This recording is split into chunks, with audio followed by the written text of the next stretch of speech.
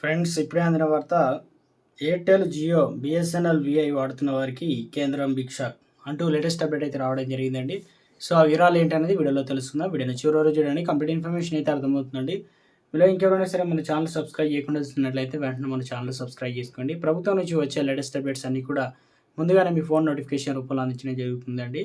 అదేవిధంగా లైక్ చేయడం మర్చిపోతున్నారు, వెంటనే లైక్ చేయండి. లేట్ చేయకుండా వీళ్ళకైతే వెళ్ళిపోదామండి మనం. ఇటీవల కాలంలో రేట్లు అనేది విపరీతంగా పెరగడంతో బిఎస్ఎన్ఎల్ చాలామంది పోగొట్టుకోవడం జరిగింది. అయితే ప్రతి మొబైల్కు 4 రకాల సిమ్లు అయితే ఉన్నాయి కదా. తమ నెట్వర్క్ యూజర్లకు టెలికాం సంస్థ మరోసారి షాక్ ఇచ్చేందుకు సిద్ధం అయినట్లయితే అప్డేట్స్ వస్తున్నాయండి. గతంలో ఒకసారి ఇలానే ఛార్జీలు అనేది భారీగా పెంచడం అనేది ఆయా సంస్థలతో పెద్ద మొత్తంలో యూజర్లు కోల్పోయారు కాబట్టి ఈ క్రమంలో ప్రభుత్వ టెలికాం సంస్థ తీసుకొచ్చినటువంటి అతి తక్కువ ప్లాన్ ధరలతో బిఎస్ఎన్ఎల్కు భారీ యూజర్లు పెరిగారు. దీంతో దిద్దుబాటు చర్యలు తీసుకున్న సంస్థ రీఛార్జ్ ప్లాన్ ధరలతో ఆచితూచి ముందుకు సాగుతున్న సంగతి తెలిసిందే.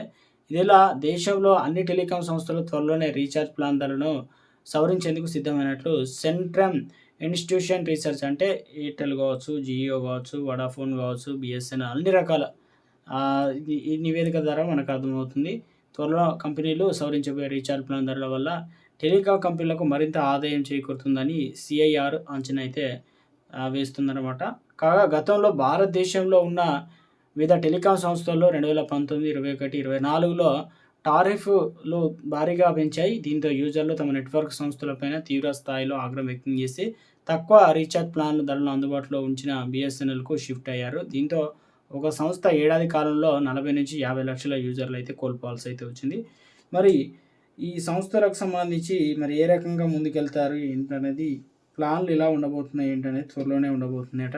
మరి బిఎస్ఎన్ఎల్ ఎంత పెంచుతుంది, ఎయిర్టెల్ ఎంత పెంచుతుంది, మొత్తం మీద అయితే రేట్లు అనేది పెరుగుతాయని చెప్పేసి మనకు కేంద్రం నుంచి సెంట్రల్ నుంచి అయితే మనకు అప్డేట్స్ అయితే రావడం అయితే జరుగుతుందండి.